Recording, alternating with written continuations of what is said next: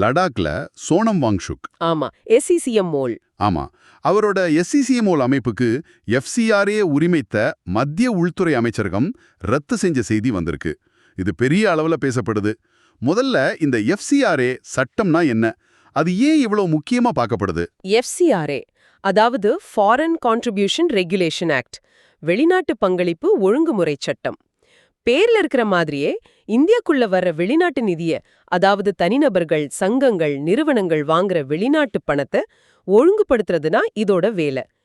இதோட வரலாறு கொஞ்சம் சுவாரஸ்யமானது. முதல்ல 1976ல இந்திரா காந்தி அம்மையார் பிரதமரா இருந்தப்போ எமர்ஜென்சி நேரத்துல கொண்டு வந்தாங்க. ஓ, எமர்ஜென்சி டைம்லயா?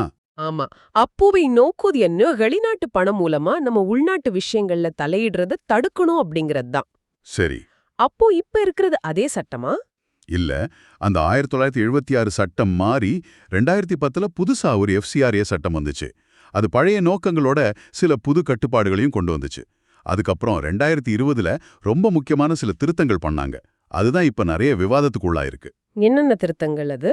அதாவது, ஒரு NGO வாங்கின வெளிநாட்டு பணத்தை இன்னொரு NGOவுக்கு மாத்தக்கூடாதுன்னு தடை போட்டாங்க. ஓஹோ. அப்புறம் அந்த அமைப்போட முக்கிய நிர்வாகிகளுக்கு ஆதார் இல்லைனா பாஸ்போர்ட் கட்டாயம் ஆக்குனாங்க. எல்லா வெளிநாட்டு நிதியும் டெல்லியில இருக்கிற SBIயோட ஒரு குறிப்பிட்ட பிரான்ச் அக்கவுண்ட் வழியா தான் வரணும்னு சொல்லிட்டாங்க. நிர்வாக செலவுக்கு பயன்படுத்துற வெளிநாட்டு பணத்தோட அளவை 50%லிருந்து 20%மா குறைச்சாங்க. லைசன்ஸ புதுப்பிக்கிறதுக்கு முன்னாடி அரசாங்கம் ஆய்வு பண்ணணும்னு சொன்னாங்க.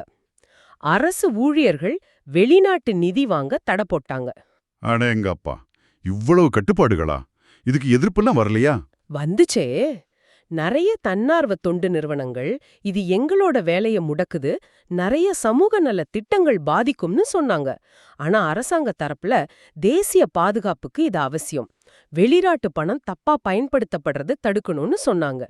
சரி. அப்புறம் 2022ல ஒரு சின்ன மாற்றம்.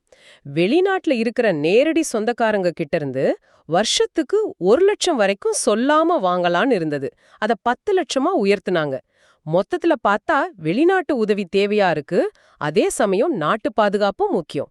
இந்த ரெண்டுக்கும் நடுவுல ஒரு பேலன்ஸ் கொண்டு வர அரசாங்கம் முயற்சி பண்ணுதுங்கறத இந்த சட்டம் காட்டுது.